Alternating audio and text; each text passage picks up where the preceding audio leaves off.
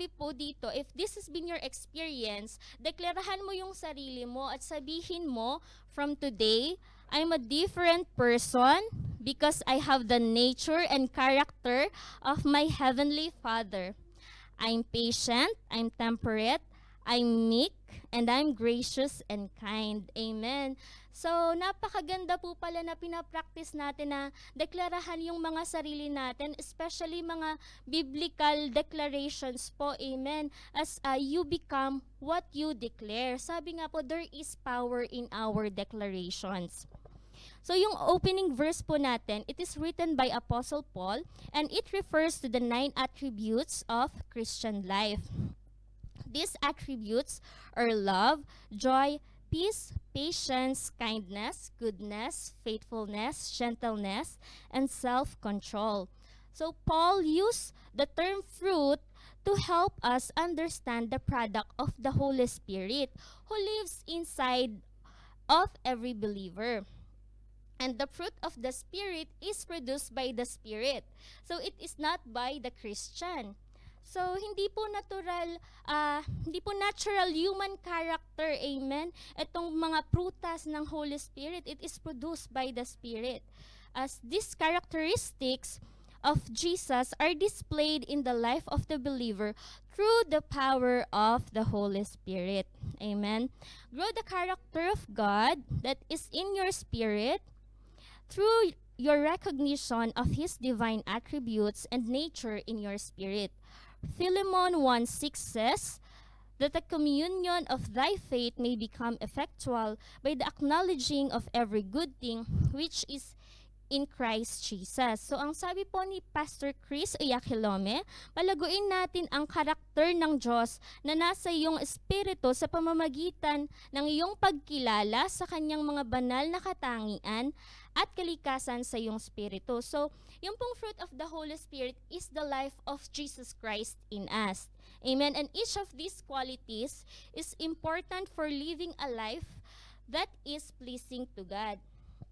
So si Paul po, he was praying for his dear friend Philemon that would become an effective witness as he shared his faith with others. So Paul prayed that Philemon would come to a deeper knowledge and understanding of the incredible riches of God's unfathomable grace that are discovered in Christ Jesus alone.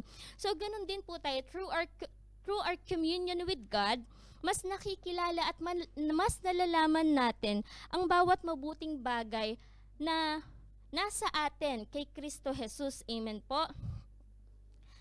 Kaya sabi po, kilalanin, acknowledge and declare that you have all the fruits of the Spirit in you. So kilalanin at ipahayag po natin na nasa atin ang lahat ng bunga ng Espiritu. Amen.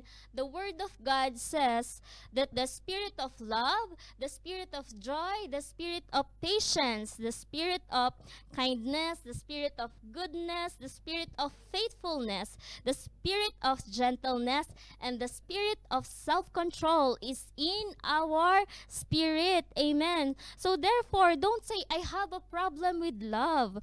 I don't know how to love people. Rather, declare, I'm full of love. The love of God is shed abroad in my heart by the Holy Spirit. I am a manifestation of love of God, and love radiates through me. Amen. Tunay nga po na apart from God, the human heart is naturally selfish and incapable of loving. Pero dahil nga po, una na po tayong minahal ng ating Panginoon, kaya naman nagagawa na din natin na makapagmahal ng iba. Amen. It states in 1 John 4:8 that God is love. Alam po natin na ang Diyos ay ang pag-ibig. Amen. At sa Kanya pong pag-ibig sa atin, He sent Jesus into the world to save us. Sabi din po sa Romans 5:5, God's love is poured out to us within our hearts through the Holy Spirit. Hindi sa sarili nating kakayahan or kakayanan, kaya tayo ay nakapagmamahal ng iba. Amen. It is by the power of the Holy Spirit in us. So you must know what you have inside. How do you know? It is from the Word of God. For example, the Word says you're the righteous of God in Christ Jesus. Therefore, don't say you're trying to be righteous. Say that you're righteous because the Word says so. Amen. So dapat po pala alam natin kung ano yung what's inside us. Paano po ba natin malalaman? Ito po ay mula sa salita ng ating Panginoon. Amen. It is by spending time in God's presence and being immersed in prayer and His Word. So, kung ano man po yung sinabi ng Diyos sa kanyang mga salita, let's receive it at paniwalaan natin. Let's believe without a doubt. Amen. Atin pong panampalatayaan ang kanyang mga salita. Hallelujah. Also, declare that your faith is growing and effective because the faith is the one of the attributes of your recreated human spirit. You already have faith according to the scriptures. In Romans 12:3, let us read po in New Living Translation. Because of the privilege and authority God has given me, I give each of you this warning. Don't think you're better than you really are. Be honest in your evaluation of yourselves, measuring yourselves by the faith God has given us. Amen. At dun nga po sa faith na yon na ibinigay sa atin ng Lord, you can do anything, have anything, go anywhere, and be all God has destined you to be. The Lord Jesus said in Matthew 17:20, if you have faith as a grain of mustard seed, you shall say unto this mountain, remove hence to yonder place, and it shall remove. Nothing shall be impossible to you. Amen. Yung faith po na meron tayo, let us declare that our faith is ever increasing and effective. Amen. Sabi nga po, mananampalataya ka na rin lang naman. Lakihan mo na yung pananampalataya mo. Amen po. Pero paano po ba mag-grow yung faith natin? Sabi po sa Romans 10:17, it is by hearing and hearing by the Word of God. Amen. In the New Testament, faith is the belief in God and the conviction that Jesus is the Messiah through whom we obtain eternal salvation. It says in Galatians 2:20, I have been crucified with Christ. It is no longer I who live, but Christ who lives in me. And the life I now live in the flesh, I live by faith in the Son of God, who loved me and gave Himself for me. Amen po. Di ba po sinasabi natin that we believe that we are already saved as we receive Jesus Christ and we believe in our heart that He is our Lord and Savior. So, you must put your trust unto the one who is in you. Jesus is greater inside us than the devil in this world. Kaya wala po tayong kayang hindi gawin, amen, or ma-achieve sa mga naisin sa atin ng ating Panginoon para sa ating buhay. It is by our faith that we can do all things, not because of our own might or power. It is by the works of the Holy Spirit in us and through us. Amen. At sabi po sa Mark 9:23, everything is possible for one who believes. Hallelujah. Samahan niyo po ako sa ating confession.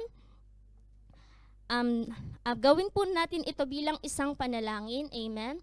As I meditate on the Word, the divine attributes of my spirit are nurtured and manifested through me to bless my world. I am an embodiment of love, joy, peace, meekness, gentleness, goodness, faith, and temperance. I thank you, Lord, for your grace at work in me mightily and the faith to walk in your light and fulfill your desires at all times. In Jesus' name, amen and amen. Hallelujah. For the further study po ng ating pinag-aralan ngayon, you can go to Ephesians 4:21 to 24 and Philemon 1:6. At kung kayo po ay nagnanais na magbasa ng Bible for 1 year, so our reading plan is from Mark 15 verses 21 to 47 and Numbers 34 to 36. For the 2-year Bible reading plan naman po is on Acts 27, 9 to 20 and Psalm 74. Hallelujah. At ngayon naman po, I would like to thank God for the life of Pastor Chris Oyakhilome, who is the author of our daily devotional Rhapsodies of Realities. Salamat din po sa buhay ng ating mga mahal na pastor, pamula po kay Bishop Ted Malangin and kay Reverend Lily Malangin, at ganun din po kay Pastor Don and Reverend Lani. Hallelujah. Once again, thank you po sa mga sumusubaybay sa ating Zoom and Facebook Live who continuously sharing the Word of God sa kanilang mga mahal sa buhay, sa kanilang family, sa kanilang mga kaibigan. Please join us again po bukas at 6 a.m. UAE time, at sa hapon naman po is 6 p.m. Shalom, shalom, and God bless you all po.